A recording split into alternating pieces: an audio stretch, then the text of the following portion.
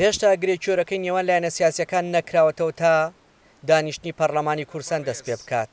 محەممەد سلێمان محەممەد دەکەم لەبەر ئەوەی بەتەمەندترین ئەندامانی خولی شەشەمی پەرلەمان ماوەی نزیکەی ساڵێک و 5 مانگە جگە لە سوێن خواردنی یاسایی نەیانتوانیوە لە نێو پەرلەمانەوە چاودێری حکوومەت و دامەزراوەکان بکەن.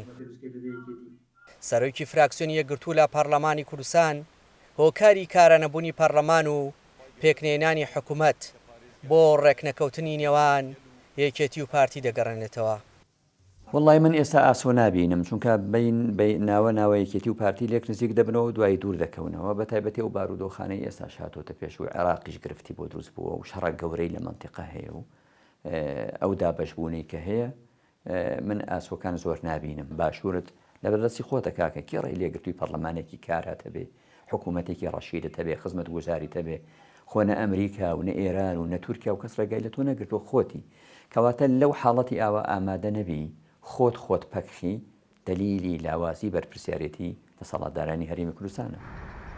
زۆرێک لە ئەندامانی پەرلەمان نیگەرانن لەو دۆخە چەقبەستووی کە دەگوزارێت لە کوردستان و پێیان وایە دۆخەکە کاریگەری زۆر نەرێنی لەسەر ئیش و کاری هاوڵاتیان دروست کردووە. ئەگەر خەلیج لجنەکان نەکرایە کە پەرلەمان کاران نەکرای معنای لجان نییە فحەقەوەمانە هیچ وزارەتی محاسبە بکەین.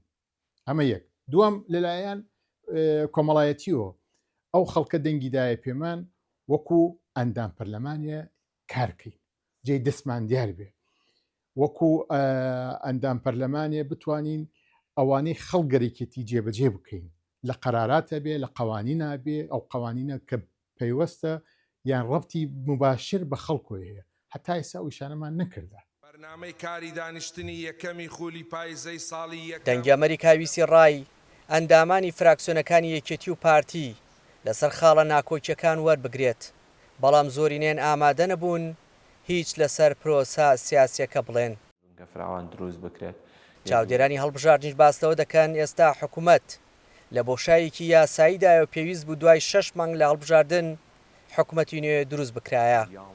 ئەمە لێکەوتەی زۆر خراپی کردوتە سەر هەرێمی کوردستان لەسەر و هەمویانەوە ئەوەیە کە ئێستێمە لە هەرێمی کوردستان خاوەنی دامەزراوەی شەرعی یاسایی هەڵبژێردراوی خەڵک نین واتە ئێمە خەڵک دامەزراوەیەکی وەکو پەرلەمانی هەڵبژاردووە بەڵام نەتوانیوە دەست بە کارەکانی بکات.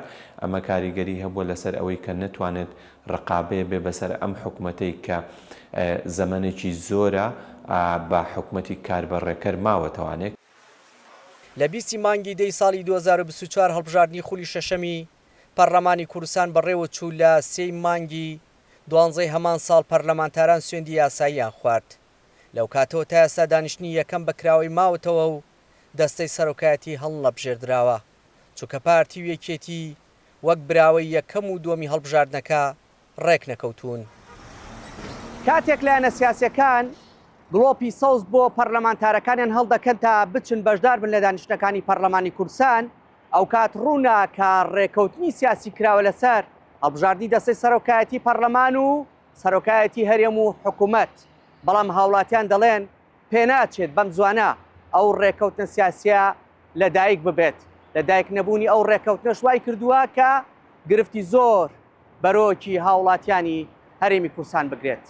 دیار جەمال دەنگی ئەمریکا هەولێر